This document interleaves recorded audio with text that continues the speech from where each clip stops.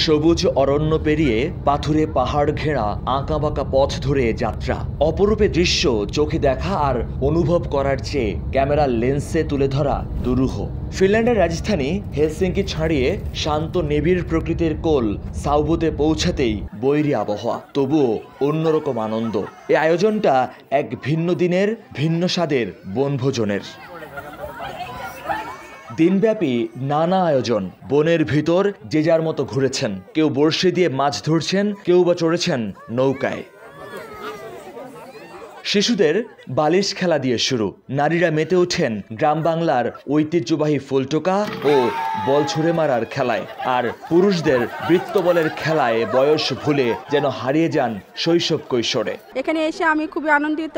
সকল বাঙালিদের সাথে একত্রিত হয়ে পিকনিকে বিভিন্ন খেলাধুলা অংশগ্রহণ করে এবং খাওয়া দাওয়া করে অনেক মজা করেছি। খুবই ভালো লাগছে, সবার সাথে দেখা হয়েছে, সবার সাথে মিশছি। অনেক বাংলাদেশি মানুষরা একসাথে মিলিত হয়েছে এবং বাচ্চাদের জন্য অনেক খেলার আয়োজন ছিল।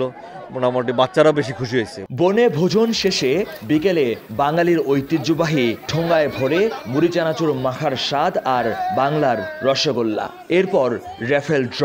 সব মিলিয়ে প্রবাস জীবনে একদিনের জন্য হলেও দেশের সেই চেনা উৎসবে ফেরা। আয়োজনটা করার প্রধান উদ্দেশ্য হচ্ছে আমরা যে বাঙালি কমিউনিটি এটাকে একত্রিত করা। শহর জীবনের কর্মব্যস্ততা থেকে এখানে মুক্তির জন্য, একটু প্রশান্তির জন্য এখানে আসছি। আজকের এই আয়োজনে আমাদের হেলসিঙ্কির সমস্ত মানুষজন এসে আমাদের সাথে একাত্মতা ঘোষণা করার কারণে এবং সবাই এসে আমাদের অনুষ্ঠানকে এই প্রাণবন্ত করার জন্য সবাইকে অনেক ধন্যবাদ। ফিনল্যান্ডে বাংলাদেশি 9 জন বন্ধু মিলে গড়ে তোলেন সামাজিক সংগঠন ছায়াতরে। তাদের আয়োজনে 500-র বেশি প্রবাসী বাংলাদেশির এই সমাগম।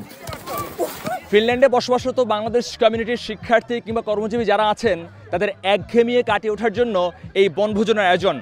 দিনব্যাপী চলে উৎসব উদ্দীপনা, আর সবশেষে বাংলাদেশ কমিউনিটির মিলন মেলা।